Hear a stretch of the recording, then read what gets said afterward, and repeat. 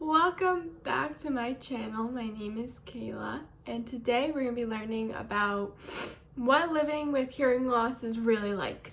So, I am almost 24. Oh my god. I've been living with hearing loss for 24 years. I've been living with hearing aids for, let's say, almost 14.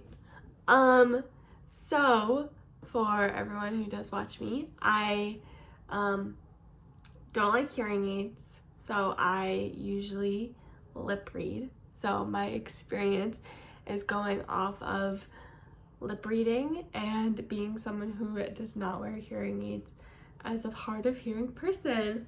Woo! So a little bit about my hearing loss diagnosis. It's a fluctuating hearing loss, which means some days I'm like below normal.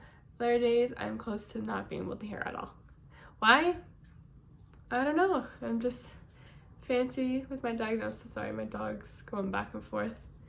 And living with hearing loss, I feel like everyone thinks it's extremely hard and it controls your life, which it definitely can. But I feel like I've had so many strategies and I've just lived with it for so long. It's just like a part of my life. And I don't have as much communication access issues as if, say, someone who is fully deaf. Because when I feel like my hearing has gone up and down so much. Like, I was deaf at one point. I feel like I was fully hearing at one point. I actually don't know, probably not.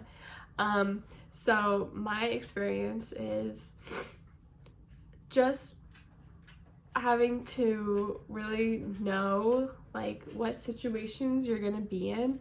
In school, I was always able to be in the front of the classroom, and I was always able to have this little attachment, like actually it's not little, it's like this ginormous attachment to my hearing aids.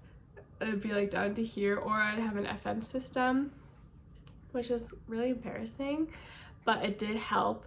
In sports, it was really hard, but it was fine because in a lot of sports, people just, it's not sign language, but they just throw up signs and you just have to look instead of fully like having to actually hear them. It does get really hard because once in softball, I was playing outfield. I was in right field, and I think this other person was in central field. Is that what it's called? I forget. Sorry. The person in the middle in outfield. Why can I not remember that? Anyway, I called for the ball since it was mine. It was in my area of right field. And I guess this other girl called for it. And we ran into each other. And we dropped it, obviously. The second time we ran into each other, I did hold on to it. Don't worry, guys. Anyway, my coach the next day made a Caela Daly rule and said that if Caela calls it, no one else can get it because she's deaf and she can't hear anyone else. So it was really embarrassing at the time, and now I'm like, that's actually a good rule because I didn't hear anyone else. It was always a little awkward, I guess. Let's go into the field of dating and like adult life. I feel like no one really ever takes this seriously because they think I can talk enough to the point where I don't have a hearing loss, which is ridiculous. You know how upset I get when people say you can talk, so you can hear. And that doesn't make sense.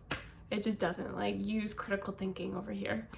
So like in the dating world, no one really ever believed me, I guess. It was never a problem because I just don't think people really got it, and like I'd always sit in front of them, so I'd always read their lips, or I would just like, if I was in another room and someone was calling me, I just like wouldn't be able to hear them, which I feel like is a normal thing. Some people just can't hear.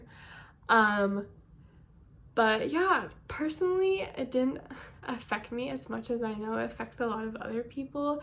I think for me, I just used a lot of strategies, and lip reading was a godsend for me. And yeah, I hope this helps, and I'll see you guys next time.